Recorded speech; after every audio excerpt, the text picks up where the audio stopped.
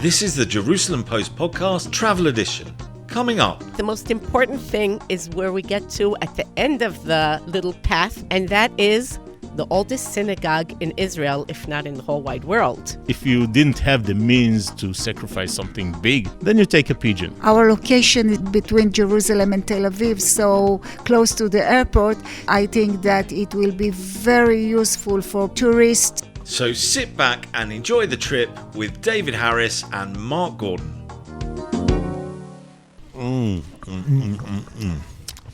David? No. No, don't talk me mouthful, David. There's something very decadent about the Hanukkah holiday. Yeah, except we're not being decadent because our travel budget ran out sometime around Rosh Hashanah. So we've gone how far from home, David? Now we're probably from your place a mile, from my place a mile and a half. Yeah, Something like that. yeah. We are not on holiday. Well, there's a serious element to this and a non-serious. But first of all, I want to finish off the Donuts. donut. I have to say we've gone fairly healthy with the donut at this part of the podcast because it doesn't have any jelly or jam in the middle. No chocolate, no icing. Well, a tiny little bit of icing. It's okay. So we'll get back onto the decadence of Hanukkah in a minute. We both, as you've probably heard in previous podcasts, live in Modi'in. It's a city of about 100,000 people, halfway between Jerusalem and Tel Aviv, not too far from Ben Gurion Airport, which when we are travelling and when we do have our amazing budget, that is where we depart the country from, so it's very convenient for us.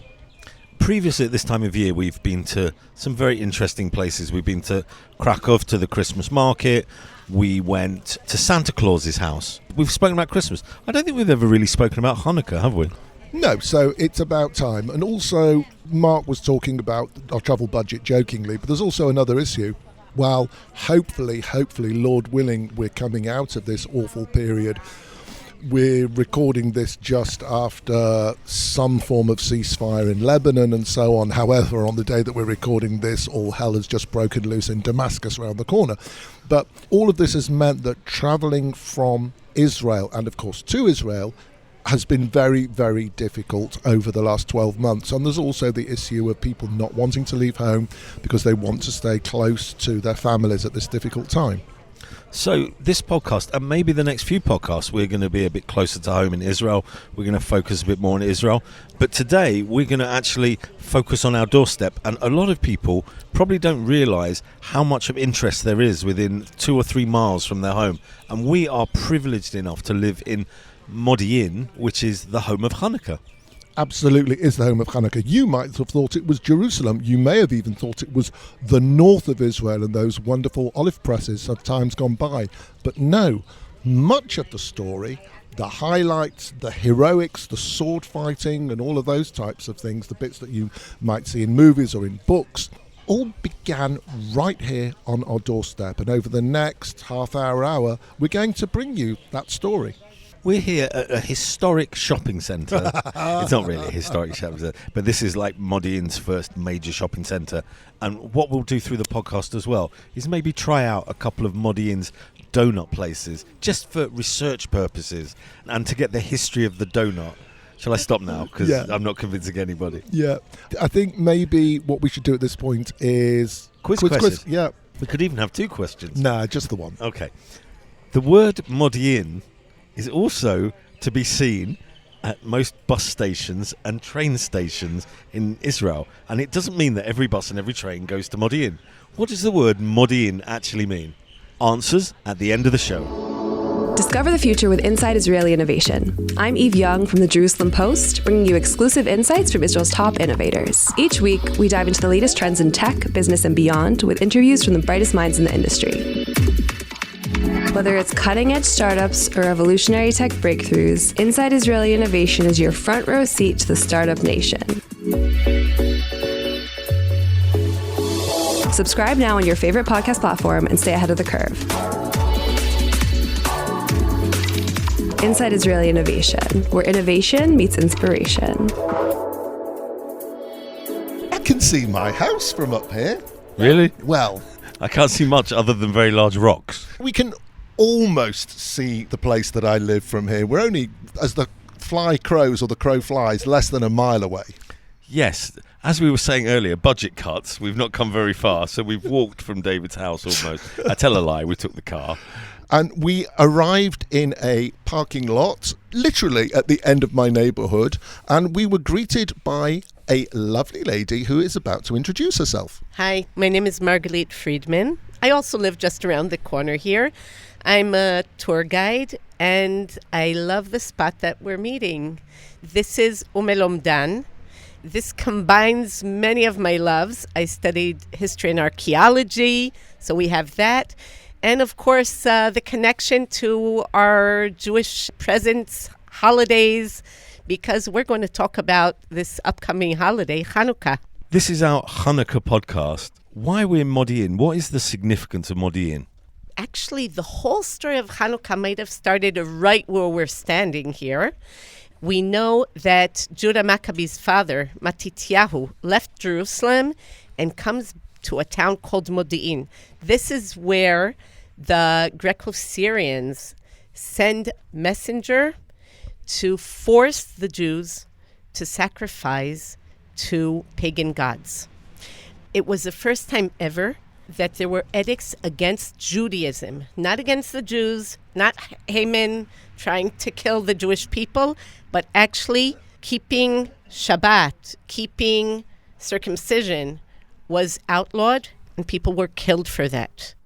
One of the things was to try and make all of Judea part of the Hellenistic world, and part of that is believing in the pagan gods. You just mentioned Judea. Now, people in the modern era will be familiar with Judea and Samaria. What is Judea or Judea? Judea starts, the period we're talking about, the Hellenistic period, starts a little bit earlier in the Persian period, where there is an area surrounding Jerusalem which has its own entity. It continues through the Hellenistic period. The size changes a long time, but basically I would say Jerusalem and its surroundings, what we call a day's walk from Jerusalem. That also brings us to where Modi'in is. In a few places in the Mishnah, it talks about Modi'in being the border of one day's distance from Jerusalem. So this was kind of the border of what we said, Judea. Later on, as the Maccabees, as the Hasmoneans succeed and their small country or empire grows, then they take over other areas, and that's also considered Judea. As David said, this is where he lives. This is a modern city. There are more than 100,000 people living here. How was this site discovered? Actually, this site was already known from the 1870s when an explorer called Clermont Ganneau walks around here and sees some pillars sticking up and asks the locals the name of the place, and they say El Omdan, which means in Arabic translation, mother of the pillars. And he at the beginning thought it might have been a church, or maybe he thought it was some olive oil press, something like that. But he didn't dig it. He just saw the impressive pillars sticking out. And it took many more years till they actually dug here. We're talking about two archaeologists digging here, Alexander On, Zichrono Livracha, and Shlomit Wexler Bdolach, who's now digging also in Jerusalem. And they start digging here as a salvage dig. Lucky for us, because Modi'in is growing in leaps and bounds, and you have to actually survey before you start building the wonderful new buildings we all live in, they had time to explore and find the most amazing things here. A visitor comes, can they just wander in? Is this a closed area? How does that work? Lucky for us, all the archaeological sites in Modi'in are open to the public 24/7. There should be even light here at nighttime. Come whenever you want. Park at the corner of Reuven and Shivtei Israel. That's an exact location. And walk up. It's very, very clear. The path is clear. There's some signs here. You're going to pass wine press from around 2,000 years ago. You're going to pass some water cisterns. But the most important thing is where we get to at the end of the little path, which is also ancient, and that is the oldest synagogue in Israel, if not in the whole wide world. At this point, of course, we should say it's always better to see these places with a tour guide who can explain these things to you, and we'll give you your email details at the end of the conversation. How do you know it's a synagogue? You're asking a very good question. Lucky for us, it's not the first synagogue from Second Temple period that was found. The first ones were found, one was found in the Golan Heights, Gamla. The others were found in fortresses like Masada, I'm sure many of you have visited, or Herodian. It's a public building that we see. It's a large building. There's seating from all sides. And in the center, there's a little area of stones, which maybe was the area of the bima, where you lay the Torah scroll.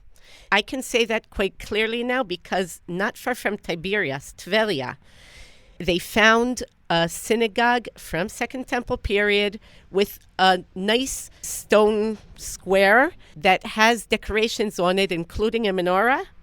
And most probably that was a bima, located in a similar place in that public building. We know that at that time, people met for reading the Torah Mondays, Thursdays, and of course Saturdays. We can imagine that people met for some type of praying. They did not have a siddur like we have, but maybe they said Tehillim, maybe other things. We know that the worshiping was in the temple, but most probably there were these local places where the Jews would congregate. And how do I know it's Jewish? Well, right next to the synagogue, we found something that's only Jewish, 100%, and that is a ritual bath, a mikveh. We're talking about Hanukkah. Is there anything that happens here on Hanukkah? Is the synagogue still used in any way? We know Hanukkah usually from when we were in kindergarten, and our kindergarten teacher taught us, well, if you grew up in Israel, this song, Kad Katan, which basically means the small vessel of the olive oil that lasted for 8 days, and that's why we light the Chanukiah, or as some people call it, the menorah. But actually, this is a story of a rebellion against the Greeks, a story of defiance and standing up for our beliefs and our Judaism. And that all is told in a book called the Book of Maccabees, 1. And in it, we hear about, just 1 second, Matityahu, who was from the sons of Yehoyariv from Jerusalem, coming to live in Modi'in. And he has 5 sons. One of them you all know, Judah the Maccabee. Judah the Maccabee, do you know what that means? Maccabee? It's a brand of beer, isn't it? Well, that is true. And if you read Hebrew, the brand of beer actually is with a kaf, right? But most probably we're talking about Judah the Maccabee with a kuf, which means the hammer. Yeah, maybe it means he was very, very strong, and he was, as we know. And they even have a song here, how desolate Jerusalem is. You remember the temple was kind of desecrated. Jews were not allowed to circumcise or keep Shabbat. So they sit and cry and tear their clothes. Then the people of the king came and tried to force them to sacrifice to foreign gods. I'm translating from chapter 2, verse 17.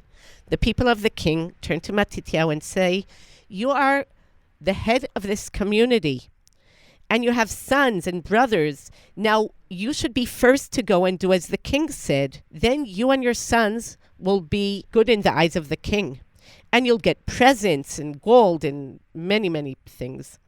And then Matityahu said in a strong voice, even if all the nations in all of the kingdom will betray the beliefs of their fathers and choose the laws of the king, me, my sons, and my brothers will continue with the covenant of our fathers. We will not leave the laws of our fathers. We will not listen to the king to move left or right. And as he finished saying that, another Jewish man came to actually sacrifice. And it's a little bit hard, but Matityahu at that point kills the man. He's zealous to God. That was the beginning of the story of Hanukkah, really. It was a rebellion for the right to live your life and your beliefs. It was the first time ever that they had to deal with a thing like this. And from here, from Modi'in, they flee to the mountains. And actually, a lot of the battles take place around here. If you're coming on a Hanukkah tour, you can go to Park Canada and Emmaus. There was a very big battle there. You can go up 443 towards Jerusalem. There was another important battle there. So we're in the middle over here of the land. I just want to say something. I was like, this is Modi'in, and you can ask me why. How do you know, Margaret? This sounds like crazy. We're standing right next to these modern houses. This is a Jewish town.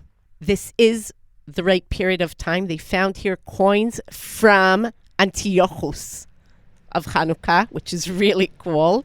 Not the gold chocolate coins that you eat, you know. We're on the road towards Jerusalem. And most important, the name itself, El Omedan, maybe keeps the name Modi'in. This is Mark Gordon from the Jerusalem Post Podcast Travel Edition.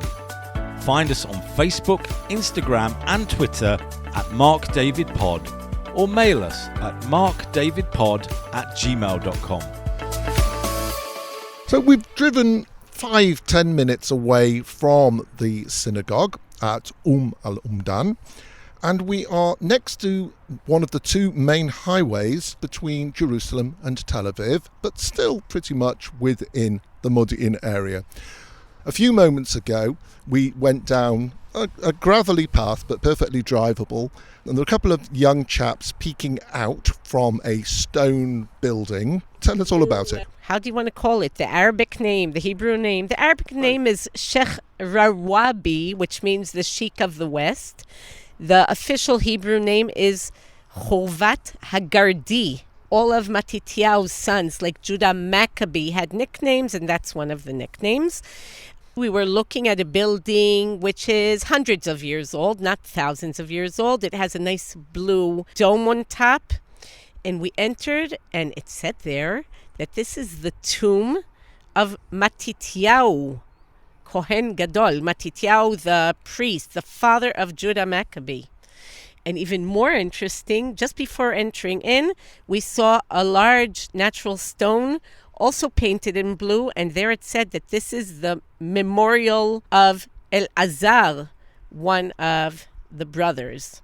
So we went into the building and there was a grave there. Is that the grave of Matityahu then? Can we be certain that's the grave? Let's start with what we know. So Chovat Hagardi, or Sheikh Rawabi, most probably is the location of Byzantine Modi'in, or Modita, as it's mentioned in a wonderful map called the Madaba map. It's made of mosaic, found in Jordan of today. And there it has Modi'in located right next to Kfar Rut of today. You know, we just passed it on the way here. At least then, the Byzantine people thought that this is where Modi'in is. And if this is Modi'in, then we have to look for the tombs there. That's a maybe. The building itself is newer. The tomb itself, what you saw, the marble, is very, very new. But is it located in the place of the ancient tombs? That's a question that actually quite a few researchers, archaeologists are debating over the past, I'd say, 150 years or so, starting with Clermont Ganot that we met earlier today. And Victor Guérin was another researcher. Not far is an Arab town called El Midia, so they thought that it might be here. Amit Re'em, the archaeologist, Amit Re'em, who lives in Modi'in, dug here around 10 years ago, a little bit more, and did find parts of a Christian building and some tombs and other things. One of them had a cross on it, so most probably not from our days. But the location is interesting because we're on the major road to Jerusalem.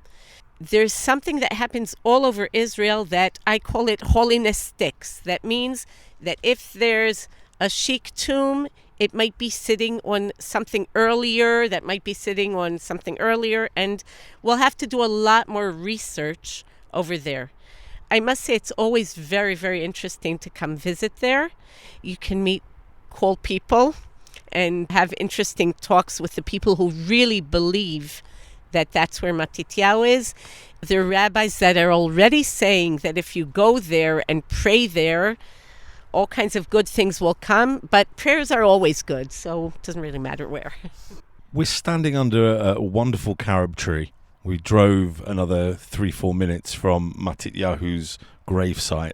This is a more modern site. There are still graves from potentially the Second Temple era, the Byzantine era, but there's a big modern memorial here. What is the significance of this area in modern Israeli history? Hanukkah, I don't know how you celebrated when you were young, but I'm sure you remember the story of the oil. We spoke about it before, and that was very, very major in our upbringing. Before Israel was established, the Zionists coming and establishing new schools here in Tel Aviv and other places wanted to connect to the past, but in a different way. They were looking for the brave. They were looking for the people who got up and did to change history. And not only miracles somehow trickling down, but miracles created by doing. So on Hanukkah, they came looking for the Maccabees tombs and Modi'in. I'm talking about the first, second decade of the 20th century. A school came here and asked the local Arabs where Modi'in is, and they were told this is Kubu El Yahud, this is the tomb of the Jews here where we're standing. And they saw actually tombs from later on. Didn't really matter because afterwards, while they were building 443, they did find things that fit the time more or less, so that's okay. But they said, this is it, this is a place, and every year they'd have a kind of torch race from here to Jerusalem, like this is where Hanukkah would start. We're jumping forward. During 1948, there were many, many battles that took place around here. And we're not so far from the Green Line, which is basically right after the trees we see here. In memory of all the soldiers who fought here during 1948, they decided to build a memorial, a local memorial for people that were killed here in this region. And what's very cool is the shape they decided to make it. We were standing before by kind of pyramids, triangular concrete pieces, which remind us of what's told in the book of Maccabees. Would you like me to read it? Okay, so we're back in Maccabee 1, chapter 13, verse 27. And Shimon built on the tomb of his father and brothers, and he raised the tomb with cut stone in front and back, and he created 7 pyramids, one before the other, for his father, his mother, and his 4 siblings. And he made nice bases and great pillars. And next to them, he carved shapes of ships. So all the people in the sea would see this. And that is the tomb that he made in Modi'in until today. At this point, nobody found the exact tombs. It would be amazing to find these pyramids and say, this is it. But somewhere around here, somewhere close by, in memory of the brave of old and the brave of new, and especially this year with so many soldiers and others and volunteers who got up and changed things and did not wait, I think this is a place to come to. For any intrepid explorers or discoverers or adventurers who would like to try to seek out more in Modi'in and its environs, how can they get hold of you? I actually like WhatsApp, plus 972 544 844 913. One more time.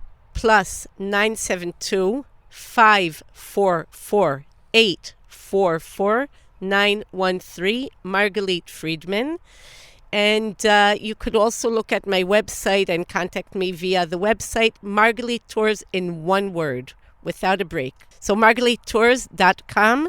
I hope that I'll be with you also on other trips, if you'd like. That would be fun. I've probably learnt more in the last 2 hours than I have living in Modi'in for 14 and a half years. I've never been here before, which is shame on me for not. I travel the world, but I don't go around my own city and learn its history. Margalit Friedman, thank you very much for taking us around. It was a pleasure. Happy Hanukkah. Have Have you listened to the Jerusalem Post podcast travel edition? I'm David Harris, and together with my co-host Mark Gordon, we bring you the best from the world of travel and tourism. We have people who literally fly to Park City just to do the ski minion. And it has that heavenly taste that you don't really find nowadays in the market. When was the last time you went to a restaurant and they bought you a picnic basket, about 8 courses in? The Dracula tour, that's a very unusual honeymoon option, really. The Jerusalem Post podcast travel edition brings you the joys of travel and tourism. So why not subscribe today wherever you get your podcasts? Cheers, Mark. Cheers, David. Oh, wasn't Margalit amazing? Fabulous. What a great tour. I mean, really, things like you said at the start, things about your own city that you just don't know. Or can't be bothered to look at. It's the truth. Really. No, I'm a terrible person. You're not a terrible person. The thing is that Modi'in, like many, many towns around the world, is a new city. With all due respect to Modi'in, it's my home and I love it. It's a dormitory town. Some people work here. Most people work in Tel Aviv and in Jerusalem. It's a commuter town. And I think that's the difference with Israel. Everywhere they build these like modern cities, they're building it on top of thousands of years of history. In most cases, cities have to stop their development sometimes when they make these fabulous discoveries. Anyway, we are on to donut number 2. We are. Which we've bought in the middle of town, a place called Chalom Yaakov. Oh, sorry, I've started already. This time it's jammy. Last time wasn't jammy. No. What do you think? You don't like with jam so much, do you? No, I love with jam. I don't like fancy ones. Oh. I want my donut to have a bit of jam, bit of icing, and lots of puffy dough. When you say icing, you mean like icing sugar, right? Icing sugar. Yeah. I don't want a biscuit on top, a syringe, jelly in green colours, pistachios, cookies. I don't want any of that. No. Okay, he's angry. I'll tell you what we're going to do. We're going to have a fact file to tell you all about Modi'in, how you can get here, what you can do here, if there's anywhere to stay. Good question. And then we'll take you somewhere else for another part of our grand tour of this city.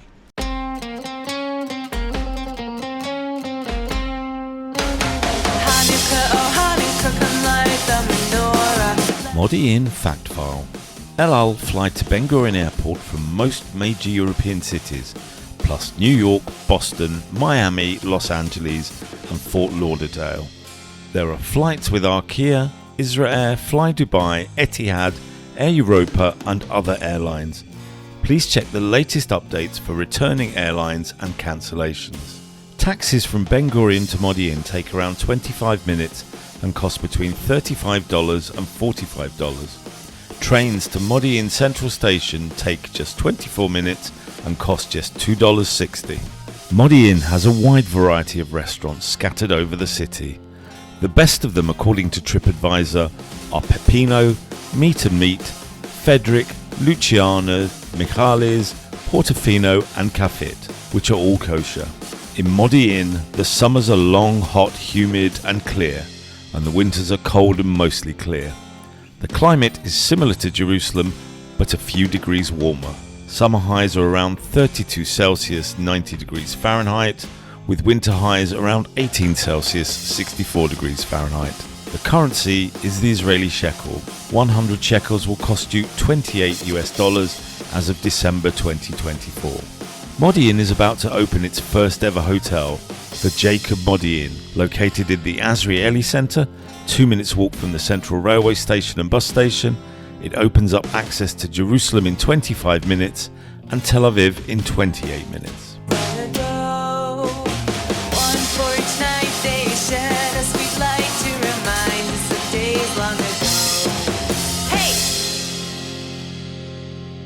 I've been dragged away from the donuts, but for a good reason. Yes, which is weight, oil. Well, we're going to have another donut afterwards, so I have to take a breather in between. And where better to take a breather in Modi'in than this wonderful place?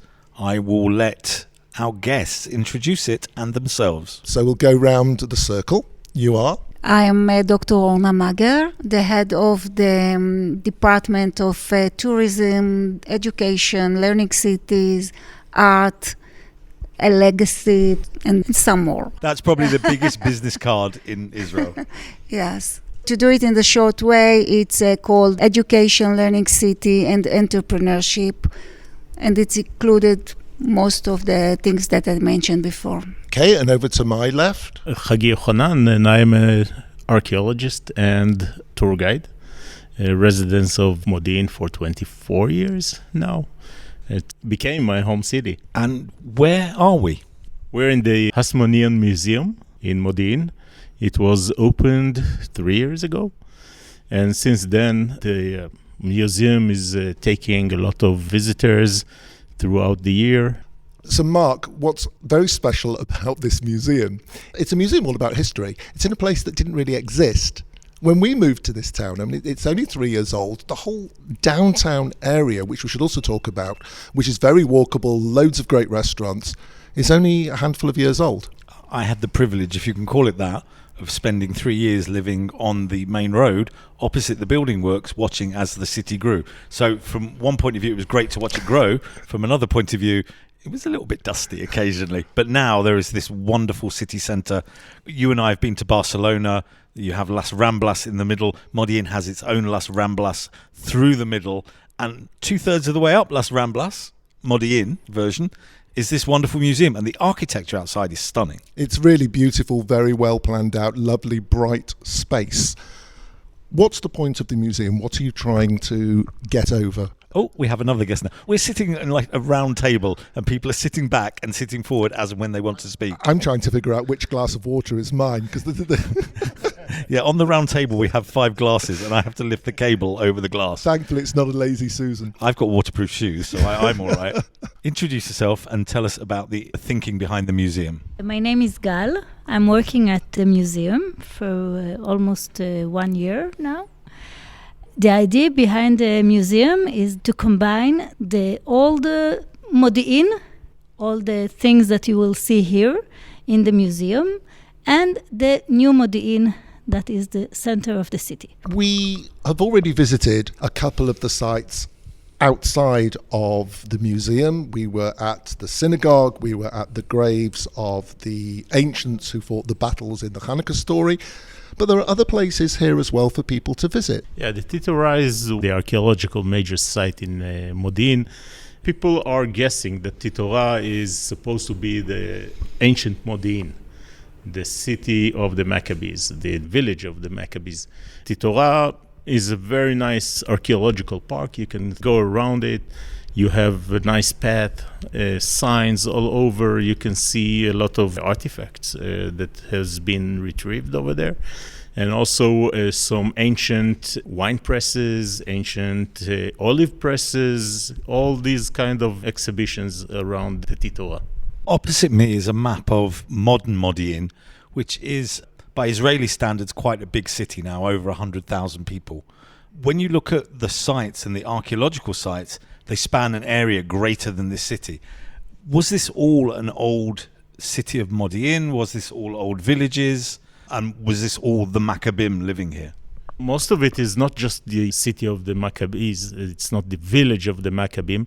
Most of the sites that you see on this map are actually agricultural villas, agricultural small villages, maybe some farms all around this area. So this area, as we know, was an agricultural area, mainly to grow olives, to grow grapes, to grow even pigeons as a sacrifice in the Holy Temple during the Second Temple period. So they managed to manufacture here a lot of agricultural products.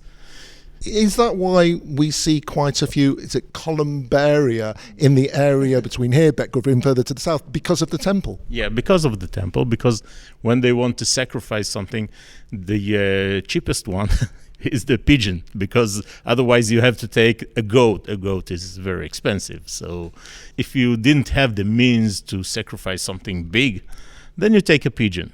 And this is the reason you find a lot of them. If you go to Lapland, it's very busy in November and December in the lead up to Christmas. How does this city see tourism around Hanukkah in the future? Do we think this will become a new Lapland? Well, it's a nice example, but I think that the most significant things that we are signing in our city is the Hanukkah heritage. It symbolized the connection and the combination between the past and the future, between the archaeological sites and history and the new innovation city, smart city, learning city, modern city. And this unique story that exists here in Modi'in is part of our main activities that we are running in Hanukkah, because we are trying to combine the most significant activities for all the families that give them the experience to see the archaeological sites, the heritage story, to connect to our history, and beside that, to enjoy the modern part of our communities and cities. And we have a lot of activities that combine also the story of the people here that have some interesting part in building this city. All of us is like pioneers in the city. I'm myself living here 27 years when we have just around 3,000 inhabitants, and now we are more than 108,000 inhabitants. We are part of this process that how you can create a city, but not just with building and infrastructure, but with creating communities. And this is the main part that we are also putting in our agenda in the tourism program, to express the uniqueness of this community, the resilience of the community, the resources that we have in the community. When we met Chagi, it was one of the examples of people that leading here the stories of the city, the stories that combined all these aspects that we talk about. We've talked a little bit about the museum. We haven't gone into the details. What are people going to see? What are people going to experience when they come here? First, they see our beautiful building, built like ruins of an archaeological sites. They will see it as growing up to this beautiful museum. Small museum, but still we have a lot of things to see and to do. First, we have our timeline with the map that you mentioned that shows all the periods of time that people lived here since ancient of time, since the beginning of people settling down until today. You have a nice timeline that you can move the finger, and it shows first on the map where people lived at that period of time in the area of Modi'in. Then you can learn about the period and about the archaeological artifact that you see on our timeline.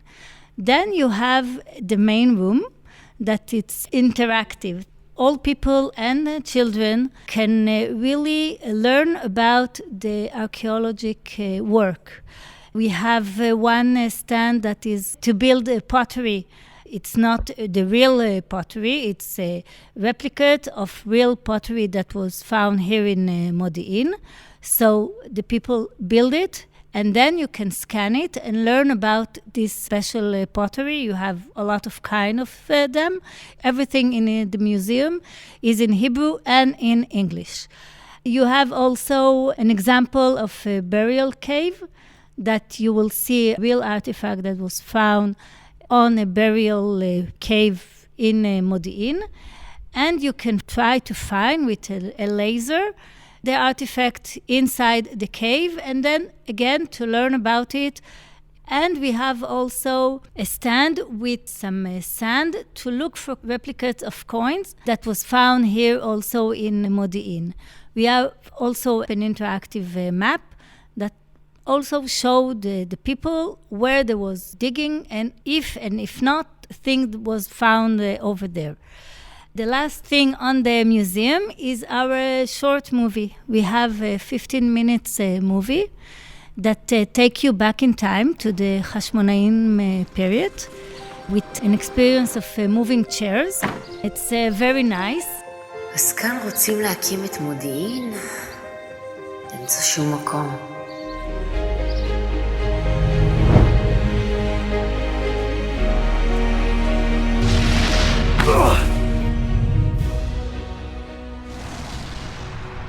Hanukkah is very central to Modi'in. We're on the street called Dam HaMaccabim, the blood of the Maccabees. The main road through the city is Hashmonaim Street. There's Yehuda HaMaccabee. which also happens to be partly the name of somebody in my family who was born on Hanukkah. Oh, I didn't know that. That's why you called him? Yeah, he's called Judah because he was born on Hanukkah. Clever. Not just a pretty face, Mark. No, not even. But this city is always expanding. During the expansion of Modi'in, they built a new neighborhood called Shchunat Moreshet. And in the middle of Shchunat Moreshet, they found a Hellenistic farmhouse. And they decided not to ruin it, not to build on top of it. The municipality decided to open an archaeological park over there, and it's amazing, an archaeological park. Most of the findings from Ashun ruins went into the museum, so you can visit Ashun, Khirbet Ashun, and then come to the museum or vice versa, and just experience the whole experience of an archaeological site. What it's typical to Modi'in, it's the community. So if you want to spend time in Modi'in, you can combine the heritage side, the archaeological part of the cities, that, like we mentioned before. You can find a lot of nature park that in the city, playgrounds for all the families. We have a lot of festivals, of arts, of musics. We have a very nice events that called the Tzlilei Stav. It's 3 days of music all over the city that you can find in the parks, in the archaeological part, in the commercial centers, and so on. We have a lot of open houses for arts, for stories, for many kinds of unique places that you can come. Something more that you can find here, we are very sportive communities. You can find here more than 60 kilometers of bicycle routes. I'd also add on the sporting front that the local soccer team is on its way up. It's doing very, very well. We're pretty much halfway between Jerusalem and Tel Aviv. We're 15, 20 minutes maximum away from the airport. Until now, there hasn't been anywhere to stay here. There's not been accommodation. That's about to change. Yes, finally, I can say that very, very soon the first hotel in Modi'in will be opened. It will be part of the Jacob chain. It will be called Jacob Modi'in Hotel. It's a boutique hotel.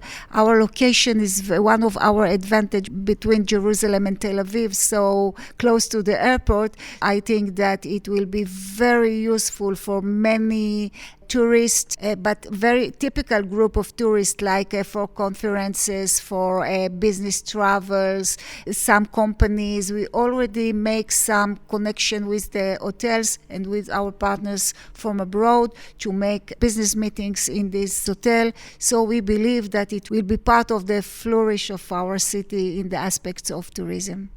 And this hotel is right next to the railroad station, to the airport, to Tel Aviv, into Jerusalem in about 20 minutes. And it's about a 6-7 minute walk, if that, to the museum. Absolutely. I should work for the municipality. Where can people find out details about the museum? Is there a website? Is there a phone number to call? Of course, we have a website. It calls Moreshet HaChashmonaim. In Hebrew or in English, you can find it. And over there, you have all the details that you can find to buy tickets, all our event, if it's events for children, for adults. Every kind of event you can find on our website. Also, we have our phone number, plus 972 8 973 7344. On the Google, you can find the hours, and we are waiting for your calls. Thanks to all three of you for your time, for your passion, and for being neighbours of ours, because we all live in the city, which you so beautifully described as being a city for the community, a city for families. Thank you. Thank you so much. It was very nice to host you here in our museum, in our city, and you are welcome to visit us again. I think you will find a lot of nice places to visit in Modi'in. It's very rich in history, archaeology, nature, everything that you would look for. So come and visit us.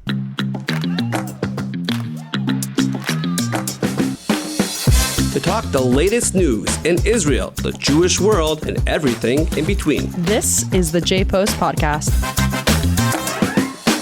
I'm Tamar Uriel-Beery, Deputy Editor-in-Chief of the Jerusalem Post. And I'm Tzvika Klein, Editor-in-Chief of the Jerusalem Post. And I'm Sarah Ben-Nun, Night Editor at the Jerusalem Post. Join us as we bring some of the most impactful voices to bring you into what it means to be Jewish, to be Israeli today.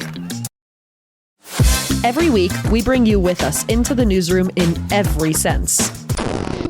Stop being so dramatic. This is just our coffee break. You can find us every Thursday on jpost.com, Apple Podcasts, Spotify, or wherever you get your podcasts. We'll see you there. Yalla, bye. Guess what's in front of me? Me. Yeah. But apart from that, donuts. Sufganiot, as they say here. So we started in one of the small shopping areas on the edge of town with basically a dry donut, nothing inside it, plain. Lovely. Then we went into the middle of town, actually right near the museum, and we had one that was filled with jelly or jam. And you say filled, probably at the top and a little bit inside. Yeah, no, there was none on top. No, it started on the top, but that was it. But now we've gone for the works. So what have you got? I have got what looks like a chocolate one with whippy cream on top. Is that regular cream or is that... I think it might be flavoured, but it also might be non-dairy. Mine is interesting because of a linguistic thing. So I've got what looks like a plain donut, but on the top are... Now, what do you call those? Knobbly bobblies. Hundreds and thousands. But in America, do they call them... Is it bits and pieces? Confetti? They're slightly bigger than the little ones. Like vermicelli. Chocolate vermicelli. That's the one, vermicelli. Okay, but these are bigger. 1/16 of an inch. So they're 16th and 160th rather than hundreds and thousands. Instead of boring everybody with our lack of ability to speak the English language, shall we try consumption? L'chaim. Bottoms up. Crunchy. Ah. This is crunchy. You're stuck for words. The tip when we're record earlier in the day. Mm-hmm. They're a little bit fresher. That's very chocolatey. This is actually okay. I'd like to dip it in a cup of tea. Yes, they were out of tea where we are. Like I say, get there earlier. So what we've actually done is we've walked, or parentheses, driven, down the main drag in the middle of town, and we ended up in the shopping mall. It's very nice, the shopping mall in the middle of town, and right next to the new hotel and right next to the train station. Where there are even more bakeries than there are in the centre of town. We went to one which is famed for its donuts. It's so famed that there weren't any left. They'd run out. They do good bagels as well. And they didn't have any coffee. No one's got coffee. Because they're closing. We're about to get thrown out by the security guard. So we'd better get through what we need to get through. We'll probably get thrown out by the shopping centre for recording without a licence as well. But other than that. So let's do our usual why you should vote for us. If you've enjoyed this podcast, and I have, because it's given me a chance to see the city that I live in. And I found out lots of fun things about this city. So, if you've enjoyed it, give us a 5-star rating, write us a good review, share it with your friends. If you want to see us on social media, it's Mark David Pod on Instagram, on Facebook, and on Twitter. You can email us at markdavidpod@gmail.com. There's something very nice that you said there, which was if you want to see us on social media, but now you can actually see us for real and see what we look like and how daft we are, or silly, or stupid, by going to our YouTube at Mark David Pod. Go and see us travelling around China, or going up a mountain dressed like garden gnomes in blue coats, and other fun things like that. You're about to put that in your mouth. Go on, put it in your mouth. And then let me have a bite first. Okay. You talk. I'll sing you a song called... Say thank you to people who helped. Oh, thank you to people. And now I've got to remember. So our thanks go to Margalit and Hagi, the tour guides, and to Orna from the municipality, and to Gal from the wonderful museum. Thank you all for helping make this a really terrific podcast and making us feel right at home. Question time. Mm-hmm. We asked about the word Modi'in and why you see it at all of the stations around the country and certain bus stops and on signs everywhere. Does everything come to this city? What does Modi'in mean then? Well, there are actually two answers. Oh gosh, the cleaner's coming to throw us out. I hope he doesn't go into reverse and then we'll hear beep, beep, beep. Anyway, Modi'in means a couple of things. So in the army, which is not what you asked, it means intelligence. So the intelligence folks who do all that amazing work within the Israeli military, they're called Modi'in. But What you're talking about at buses and train stations, etc., is Information. ooh. So whenever you translate Modi'in and you try and find it on Google Translate, all of a sudden it becomes the city of information. I just got to the creamy bit in the middle. I haven't touched my creamy bit at the top yet. I'm just going to start on that now. Oh, I'm going to eat all the way around and just be left with a blob. Oh, that's lovely. It's rubbery. Lovely. Oh, it's a rubbery. So this is Ma'afer Ne'eman. Oh, they actually get a mention. The others didn't. No, we did. We mentioned the others, didn't Did we? I don't think so. so. The other donuts were in Chalom Yaakov and Cafe Romy. In reverse order. So the plain one was Cafe Romy, lovely. The middle one with the jam, Chalom Yaakov, lovely. And then Ma'afer Ne'eman in the Azrieli Mal, very lovely, even though I don't like smart donuts. Yes, you lied. You lied. Big porkies. Okay, folks, while we finish consuming, you can listen to the theme tune. Goodbye. Hanukkah Sameach. Oh, yes. Have a good Hanukkah filled with latkes and donuts. Yeah. Are we done yet? Or have I got to eat this whole donut? The music's still playing. Oh. Are we talking over the music?